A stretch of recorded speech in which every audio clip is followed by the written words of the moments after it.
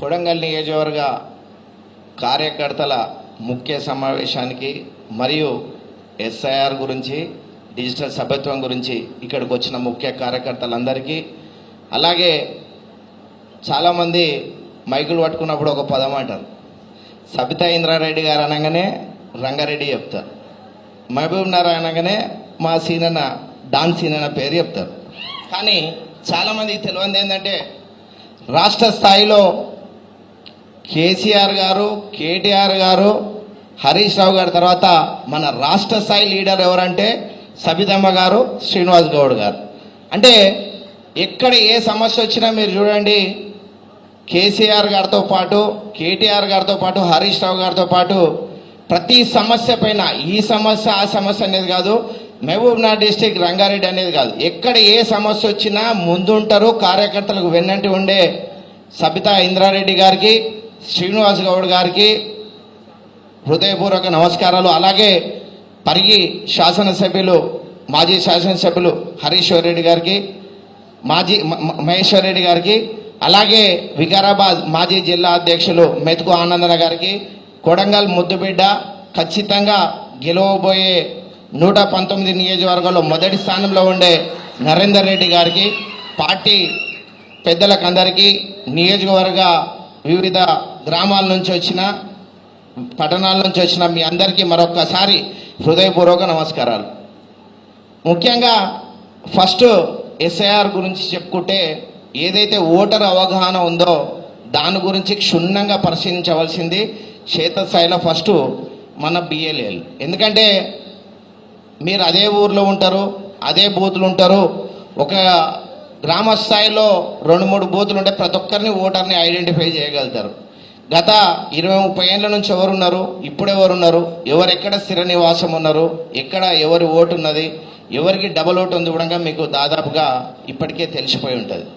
కానీ మీరు అలర్ట్గా లేకుండా వాళ్ళ పని వాళ్ళు చేసుకుంటారు, మనం ఈడ ఉండి చేసుకుంటామంటే మాత్రం కుదరదు. ఖచ్చితంగా ఎవరైతే బిఎల్ఓ వెనుక మన బిఎల్ఏలు పోతారో మన ఓటును కాపాడుకోవాలి. అవతల వల్ల డబల్ ఓటు ఏదైనా ఉన్నా, ఏదైనా దొంగ ఓట్లు ఉన్నా మనం సరిచూసుకోవాల్సిన బాధ్యత మనది. దీని గురించి ముఖ్య కార్యకర్తల సమావేశం ఇంతకుముందే జరిగింది, అంటే మండలాల స్థాయిలో, ఈరోజు కొడంగల్ నియోజకవర్గ స్థాయిలో జరుగుతుంది. దీనితో పాటు ఏదైతే డిజిటల్ సభ్యత్వం గురించి చెప్తున్నారో, డిజిటల్ సభ్యత్వం గురించి మరొకసారి నేనైతే 2 విధాలుగా అనుకుంటున్నా. డిజిటల్ సభ్యత్వం ఏదైతే కేసీఆర్ గారు రూపకల్పన చేసిరో దాని ముఖ్య ఉద్దేశం సభ్యత్వం ఒకటే కాదు, మన కుటుంబ సభ్యులను మరొక్కసారి దగ్గరుండి పలకరించుకోవడానికి ఇది ఒక మంచి వేదిక. అంటే మీరు చూడండి, ఎక్కడనో కూర్చొని బుక్కులు నింపుడో లేదు సభ్యత్వాలు చేసుడో కాదు, ప్రతి ఇంటికి పోవాలి, వాళ్ళ ఇంటి లొకేషన్ వస్తుంది, ఆ ఫోటో వస్తుంది, అన్నీ వస్తుంది. అంటే అతి దగ్గరగా మనము ఆ వ్యక్తులను పరిచయాలు పెంచుకోవడానికి ఇది చాలా ఉపయోగపడుతుంది. ముఖ్యంగా మీరు అనుకుంటారు నరేందర్ రెడ్డి గారు ఎమ్మెల్యే కావాలంట అని చెప్పి, కేసీఆర్ గారు ముఖ్యమంత్రి కావాలంట అని చెప్పి అందరూ అనుకుంటారు.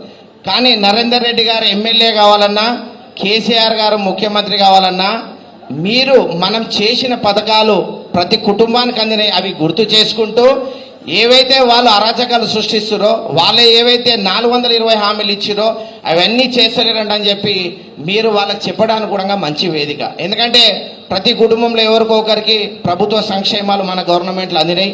ఇప్పుడు ఎవరికైనా కానీ, రైతులకు తీసుకోండి, ఉద్యోగస్తులకు తీసుకోండి, రిటైర్డ్ ఉద్యోగస్తులకు తీసుకోండి, ప్రతి ఒక్కరు ఆకర్షణతో ఉన్నారు. అంటే కనీసం మద్దతు ధరలు లేవు, కొనేటోళ్ళు దిక్కులేరు, అంటే ఇట్లా చాలా సంఘటనలు ఉన్నాయి. కాబట్టి ప్రతి ఒక్కటి మనం వాళ్ళను దగ్గరగా చూసుకోవడానికి మంచి అవకాశాలు ఉంటాయి. ఓటర్ లిస్ట్ గురించి అయితే చాలా క్షుణ్ణంగా చూసుకోండి. ఎందుకంటే మాది షాద్నగర్ నియోజకవర్గం, మా మండల్ నందిగాం మండల్. ఇప్పుడున్న ప్రస్తుత ఎమ్మెల్యే వీర్లపల్లి శంకర్ సొంత మండల్. ఆయన గెలవంగానే ఏం చేసిండంటే ఓ స్పెషల్ ఆఫీసర్ని అపాయింట్ చేసిండు, ఊళ్ళో ఓటర్ లిస్టుల పేర్లు తీసేయడానికి అపాయింట్ చేసిండు. నేను దాన్ని 4 సార్లు హైకోర్టులో ఛాలెంజ్ చేసిన, నిజమైన ఓటర్లను తీయొద్దండి అని చెప్పి. హైకోర్టు ఆర్డర్తో ఆగినందుకు గత సర్పంచ్ ఎలక్షన్లో మా మండలంలో 19 సీట్లుంటే ఒకటి కన్నా శాంతివనం యునానిమస్ అయింది. మిగతా 18లో మన సర్పంచులు 14 మంది గెలిచిరు. వీర్లపల్లి శంకర్ సొంత ఊర్లో వీర్లపల్లి కూడా మన క్యాండిడేట్ గెలిచిందంటే అవగాహన, మనం వాళ్ళను పలకరించే విధానం, మనం వాళ్ళకి చేసిన సంక్షేమాలు మరొక్కసారి తట్టి లేపడం. ఇప్పుడు 420 హామీలు ఏవైతే ఇచ్చిరో అవి నెరవేరుస్తలేరు, అవన్నిటినీ కులంక్షితంగా మనం కార్యకర్తలతో కలిసిమెలిసి ఉన్నప్పుడు అది సాధ్యమవుతుంది. మున్సిపాలిటీ కూడా దాదాపుగా 2 సీట్లతోటి మిస్ అయినాం. అది కూడా చాలా పటిష్టంగానే కొట్లాడినాం. ముందు కూడా మన పార్టీ కానీ మన ప్రియతమ నాయకులు కానీ గెలవాలంటే ఫస్ట్ చిన్న స్థాయి నుంచి కార్యకర్త అనేటోడు చాలా గట్టిగా ఉండాలి.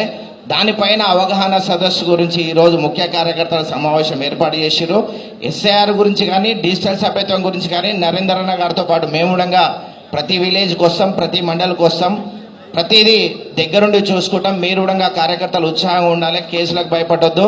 రాష్ట్ర స్థాయి నాయకులు మన సబితమ్మ గారు ఉన్నారు, శ్రీనివాస్ అని ఉన్నారు. ఏది ఉన్నా కానీ చుట్టుపక్కలనే ఉంటారు. 1 గంట సేపటి ప్రయాణంలో మీ దగ్గరకు వస్తారు. కార్యకర్తలకు ఎల్లప్పుడూ అందుబాటులో ఉంటారు.